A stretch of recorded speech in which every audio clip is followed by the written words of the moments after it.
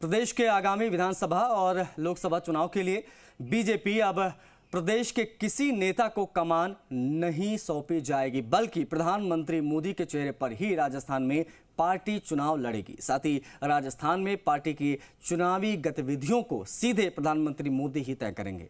आगामी विधानसभा और लोकसभा चुनाव को लेकर अब प्रदेश के सभी सांसदों के साथ पीएम मोदी आज शाम की बैठक करेंगे। इसी पर ये रिपोर्ट आपको दिखा रहे हैं।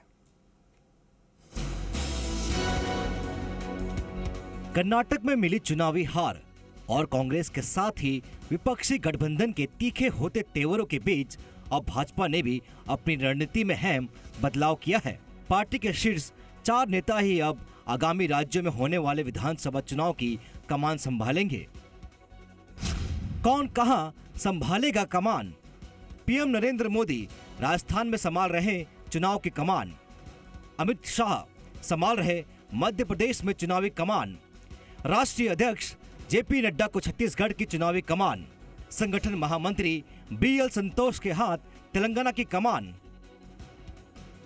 प्रधानमंत्री नरेंद्र मोदी के साथ 8 अगस्त यानी मंगलवार शाम को होने वाली इस बैठक के लिए प्रदेश के सभी 28 सांसदों को दिल्ली बुलाया गया है।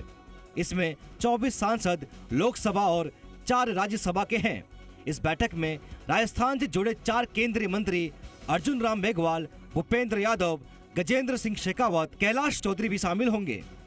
कि प्रधानमंत्री जी का एक एक शब्द हमारे लिए ज्ञानवर्धक होता है और हम उनका अनुसरण करते हैं और निश्चित रूप से उनका मार्गदर्शन हमें मिलेगा और उससे हम निश्चित रूप से कह सकते हैं कि आने वाले समय के अंदर उनके मार्गदर्शन में आगे जाकर देश की सेवा कर सकें और उनका मार्गदर्शन निश्चित रूप से ऊर्जा ही देगा और हमारे सभी सांसद उत्साहित भी हैं कि उनका मार्गदर्शन मिले। ये सभी पार्टियों के सभी प्रदेशों के सांसदों से माननीय मोदी जी मिल रहे हैं और वो हमेशा मिलते रहते हैं।